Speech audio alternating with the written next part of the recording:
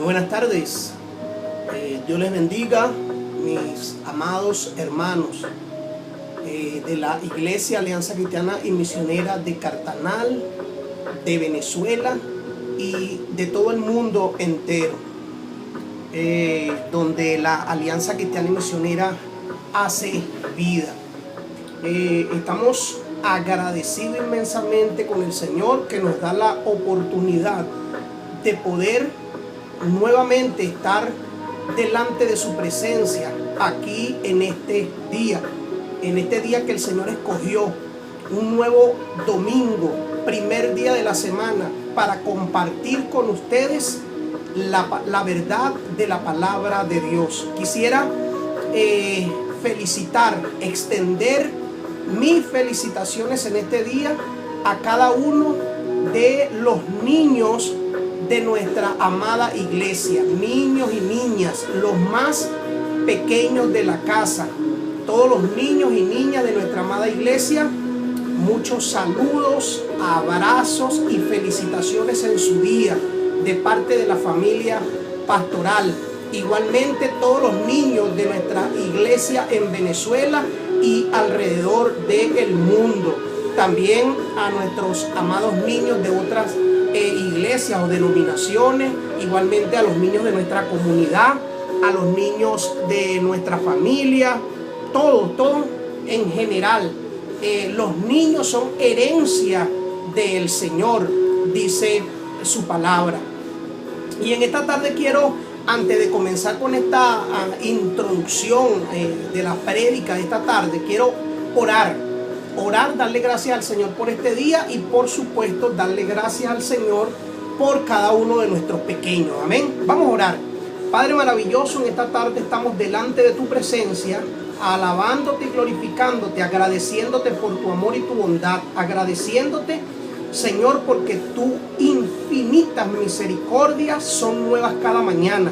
Y en este día, Señor, domingo, Padre de la gloria, que estamos celebrando el día del niño, el día de esos pequeñitos, el día de esos niños inocentes, el día de esos preciosos tesoros que tenemos en nuestros hogares, Señor, ya sean como hijos, nietos, sobrinos, Padre de la gloria, y que son los que, aparte de ti, aparte de tu palabra, nos inspiran a salir adelante, nos inspiran a seguir luchando en esta vida en contra de las adversidades, Señor.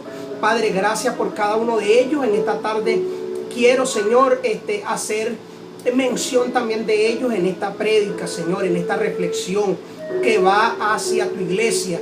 Y ellos son parte de tu iglesia, ellos son el futuro inmediato de tu iglesia. Te damos la gloria y la honra y te agradecemos por tu Espíritu Santo morando en cada uno de nosotros. Te doy las gracias, Señor, en Cristo Jesús. Amén. Bien, mis amados hermanos, quisiera en esta tarde poder compartir con ustedes una porción de la palabra del Señor que se encuentra en el Evangelio de Mateo. Mateo capítulo 18.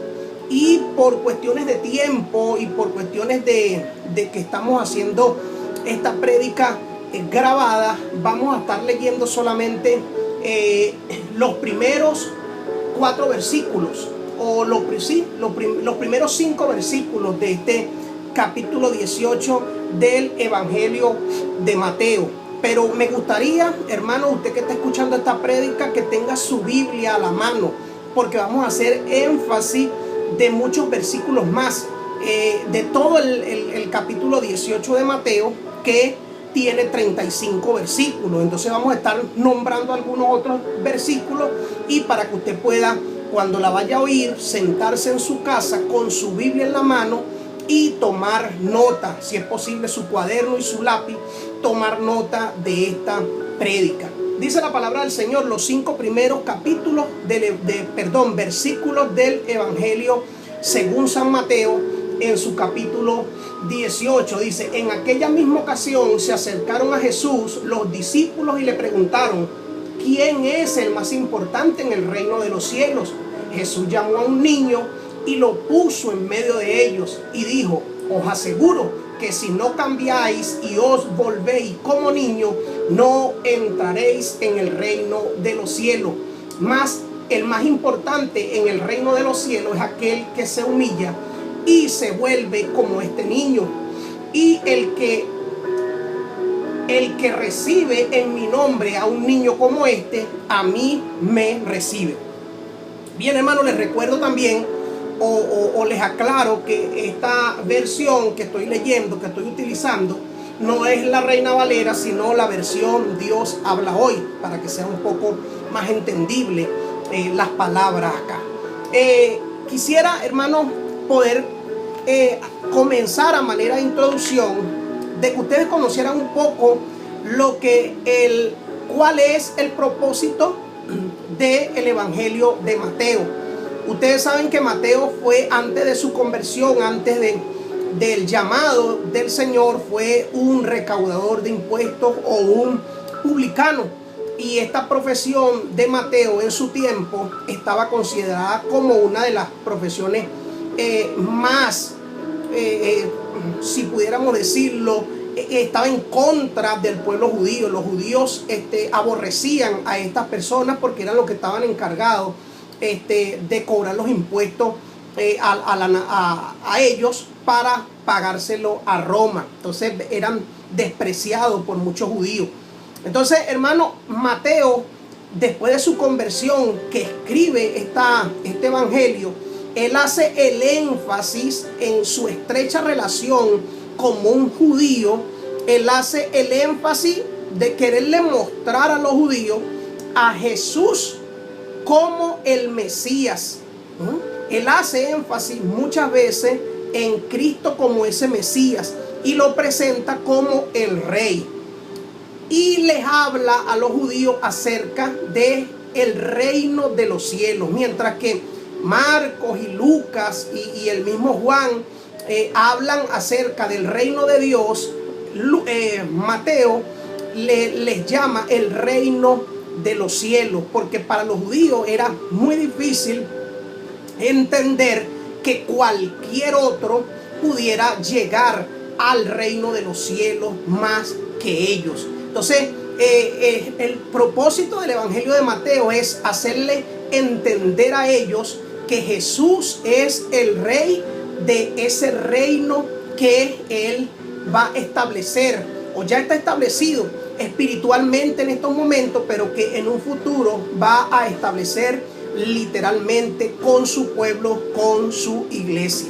Entonces, en este capítulo 18, comenzando, nos damos cuenta de que los judíos siempre habían tenido esa discrepancia entre ellos mismos, esas, si pudiéramos decirlo, esas trifulcas entre ellos mismos de quién era el mayor o quién era el más importante en el reino de los cielos. Entonces el Señor, oyendo esto, dice en Marcos que el Señor venía escuchándolo por el camino, lo que ellos decían. Pero una vez que llegaron a Capernaum, el Señor le pregunta a ellos, ¿verdad?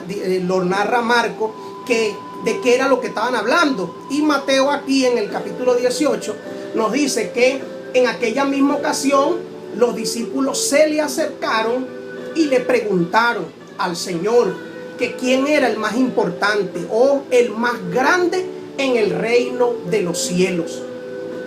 El Señor llama literalmente, dice la palabra del Señor allí, que llamó a un niño pequeño y lo colocó allí en medio de ellos y le dijo: os aseguro que si no cambiáis y no os volvéis como niños o no fuere como niños, no podráis entrar en el reino de los cielos. Entonces, la prédica en esta tarde, o la reflexión de esta tarde, tiene que ver con nuestra actitud como niños. Vamos a estar desarrollando 3 puntos importantes. El primero es que como niños debemos aprender a ser humildes. El segundo es que debemos aprender como niños a ser amorosos, a no tener malas intenciones. Y el tercer punto es que debemos perdonar. Estas son 3 cualidades que tienen los niños, y por eso el Señor no pudo agarrar un mejor ejemplo que colocar a un niño literalmente en medio de ellos. O sea, el primero que vamos a estar aprendiendo es acerca de la humildad. En los primeros versículos que acabamos de leer nos damos cuenta que la humildad aquí, él describe también la conversión. Tiene mucho que ver porque el Señor le dice, el que no fuere o el que no cambiase, el que no cambie como un niño, su actitud que venga a ser como la de un niño, no podrá entrar en el reino de los cielos. Me hace acordar de Juan capítulo 3 versículo 3, donde el Señor le dice a Nicodemo que de cierto te digo que el que no naciere de nuevo no puede entrar al reino de Dios. Es necesario, hermano, que en nosotros se produzca una conversión, se produzca un cambio de actitud, se produzca una manera diferente y nueva de hacer las cosas. Y qué mejor el ejemplo de los niños en lo que a la humildad se refiere, para que nosotros aprendamos a comportarnos de alguna manera. Porque Pablo aclara esto. Pablo dice que cuando él era niño pensaba como niño y actuaba como niño, pero ahora que es adulto piensa como adulto y actúa como adulto. Pero lo que el Señor nos está queriendo decir es que debemos imitar a los niños en este momento, en esta parte, en la humildad, en ser humildes, porque eso describe nuestra conversión, ese nacer de nuevo. Los niños tienen también una dependencia absoluta de Dios. Ellos dependen de Dios, así como el Señor describe a los que son creyentes verdaderos y tienen una dependencia total de Él en Mateo capítulo 5, versículo del 1 al 11, cuando Él habla ahí de las personas y de las características de que deben tener los verdaderos hijos de Dios, cuando habla acerca de las bienaventuranzas, cuando habla que bienaventurados los mansos, bienaventurados los de limpio corazón, bienaventurados los que lloran, bienaventurados los que ríen, bienaventurados los que padecen. O sea, es decir, todas aquellas personas que dependen de Dios y no dependen ni de recursos propios ni de logros propios. Así son los niños. Los niños no tienen logros todavía. Los niños no tienen recursos propios. Dependen de Dios primeramente y dependen de sus papás y de su papá y de su mamá. Los niños no se preocupan por muchas cosas porque saben que tienen un papá y una mamá ahí que vela por ellos. Entonces, esa es la actitud de humildad que el Señor quiere que su iglesia presente. Por eso es que es necesario imitar a los niños en humildad. Hermano, el segundo punto es acerca del amor. No tener mala intención, sino tener amor. La mala intención acá en este capítulo nos lleva a pensar y nos lleva de hecho a ver allí en el versículo 6 lo que es el peligro de caer en pecado, o las ocasiones de caer, como lo dice la Reina Valera, las ocasiones de caer.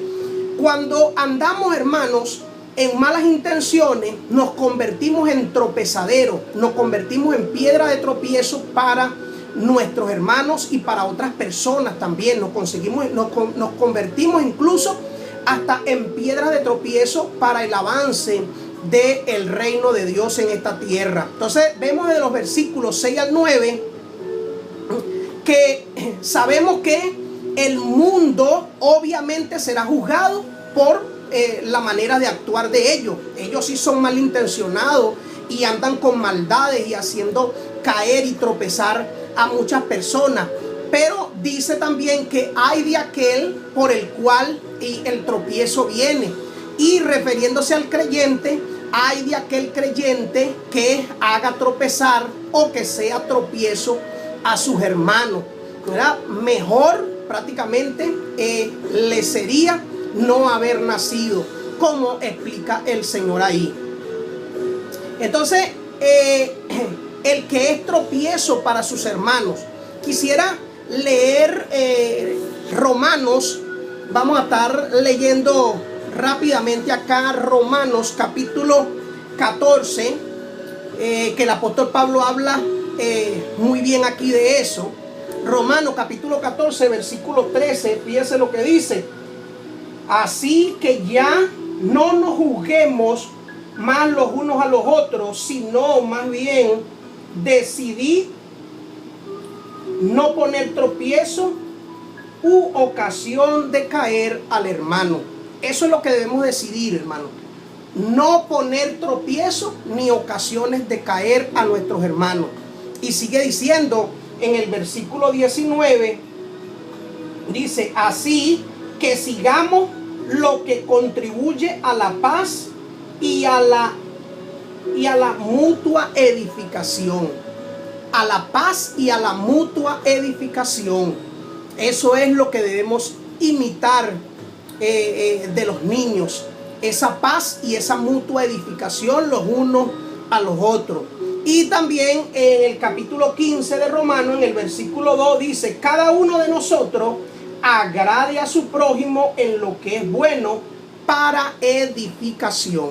Hermano, así que es necesario que nosotros agarremos esta palabra y no nos comportemos con mala intención.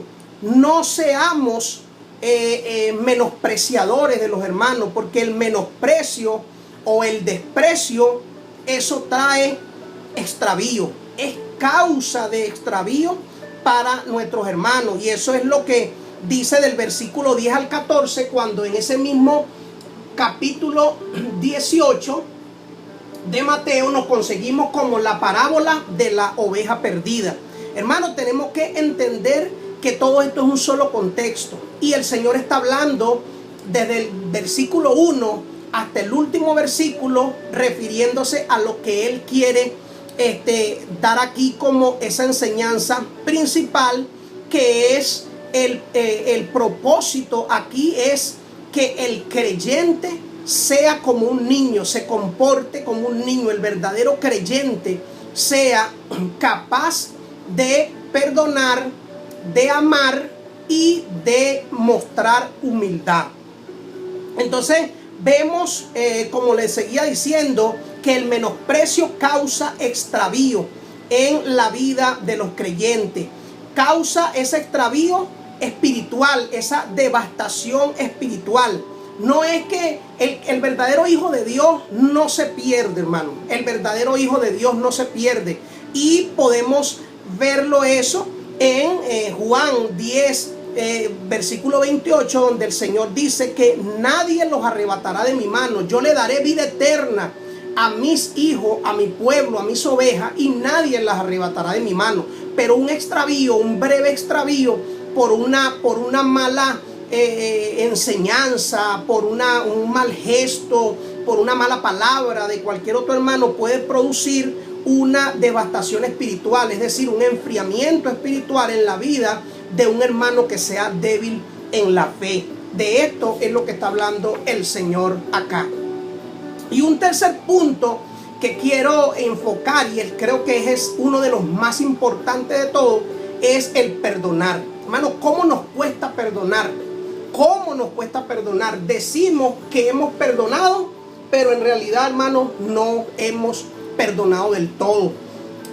Dice desde el versículo 15 en adelante hasta el final del capítulo, hasta el versículo 35, se refiere a lo que es el perdón, y dice que el cristiano verdadero debe ser perdonador, y habla desde el 15 hasta el 20, habla acerca de lo que debe ser la disciplina de la iglesia, o cuando un hermano peca, cuando un hermano falta contra la iglesia, cómo debe comportarse la iglesia ante esa situación. Y la meta, mis amados hermanos, la meta de una disciplina siempre debe ser la restauración.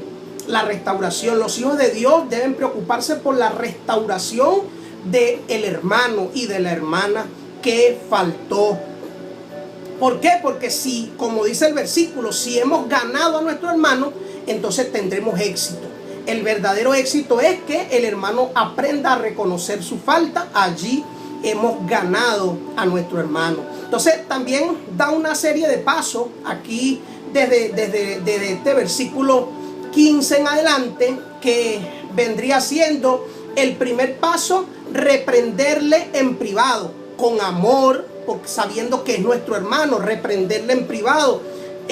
Lo dice el versículo 15, si el hermano no nos hace caso y persiste en su pecado, entonces tenemos que hacerlo frente a uno o dos testigos. Eso es lo que nos dice la palabra del Señor. Y también en el Antiguo Testamento, en Deuteronomio 19:15.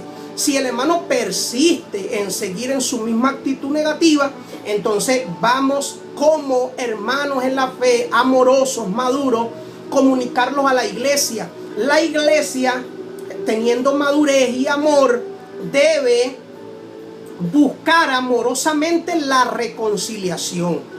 Ese es nuestra meta, hermano. Cuando un hermano peca contra nosotros o cuando hay disensiones dentro de la iglesia, buscar amorosamente la reconciliación los unos a los otros.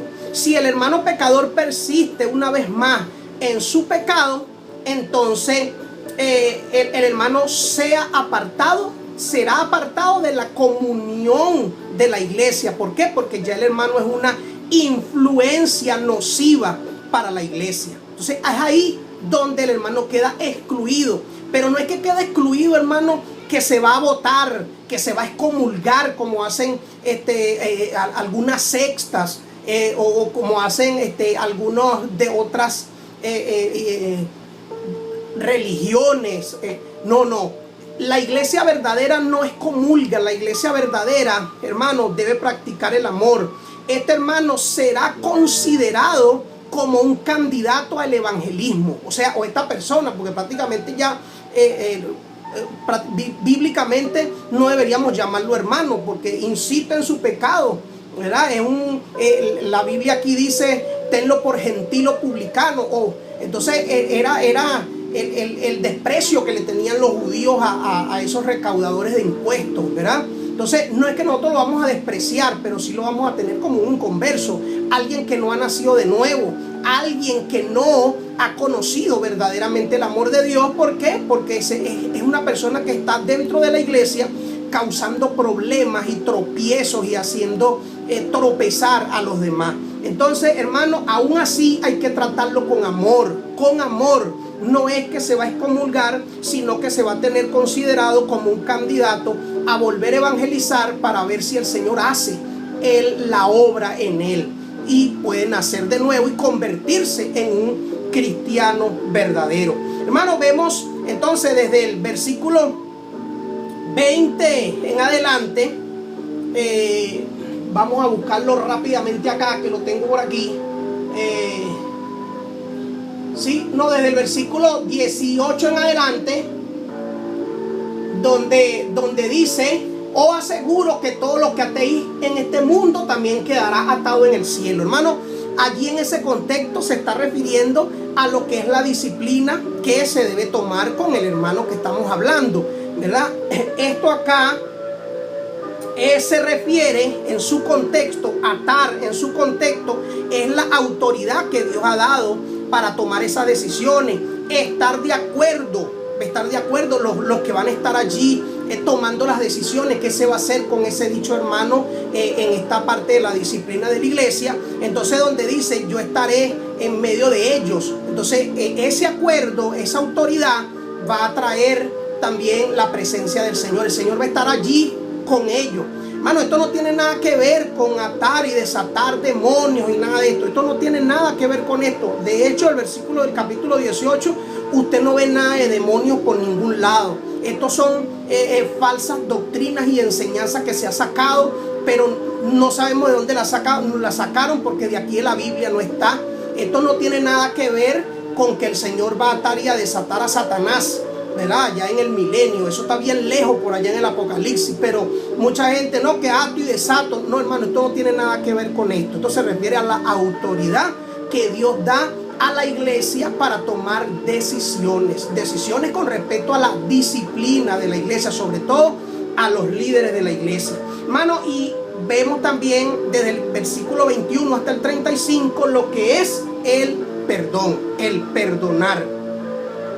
Y nos damos cuenta que ese perdón es innumerable, es inagotable. No nos debemos cansar de perdonar, hermano, porque allí en el versículo 21 Pedro le pregunta a Jesús: Señor, ¿cuántas veces he de perdonar a mi hermano si me ofende? El Señor le dijo, Pedro le pregunta, ¿hasta 7? Jesús le responde: no te digo hasta 7 veces, sino hasta 70 veces 7. Hermano, y esa parábola de los deudores que viene allí a continuación tiene que ver con el perdonar. Por eso que el Señor rápidamente ilustra esta enseñanza con esa parábola de este hombre deudor, que lo puede usted leer en su Biblia allí en su hogar con más calma. Por cuestiones de tiempo no nos da la oportunidad de poder desarrollarla. Pero mis amados hermanos, es importante que ustedes sepan, o que sepamos cada uno de nosotros, que debemos imitar a esos niños. Vea, fíjese bien en su niño, en su niña, para que usted vea cómo son ellos. Debemos imitar, para concluir, debemos imitar a nuestros niños en humildad, en amor y por sobre todo, hermano, en perdón, en perdonar. Muchas veces la iglesia, y cuando hablo de la iglesia, no es la iglesia de Cristo, no es la iglesia de Cartanal, perdón, solamente es la iglesia de Cristo en general. Muchas veces la iglesia no crece por falta de perdón. Muchas veces la iglesia tiene muchos conflictos por causa de perdón. Para vivir, hermano, para poder vivir verdaderamente como cristianos verdaderos, valga la redundancia, y como hijos de Dios verdaderos, y como comunidad que Dios quiere que aprendamos a vivir, tenemos que aprender a imitar a los niños en estos 3 aspectos. Por lo menos, son muchos otros, pero por lo menos en estos 3 aspectos: en humildad, en amor y en perdonar. Que el Señor les continúe bendiciendo. Seguimos orando grandemente, hermano, por nuestros niños, por nuestros jóvenes. Damos gracias al Señor porque ayer tuvimos la oportunidad de poder llevar casa por casa el material de la escuela bíblica dominical infantil, para que los niños ya comiencen a hacer sus actividades de escuela dominical en casa. Hermanos, seguimos creciendo, seguimos siendo la iglesia del Señor. No desmayemos, y que el Señor me los continúe bendiciendo, y un fuerte abrazo para todos esos niños en su día. Dios les bendiga, y que el Señor, su paz, reine sobre cada uno de ustedes. Amén.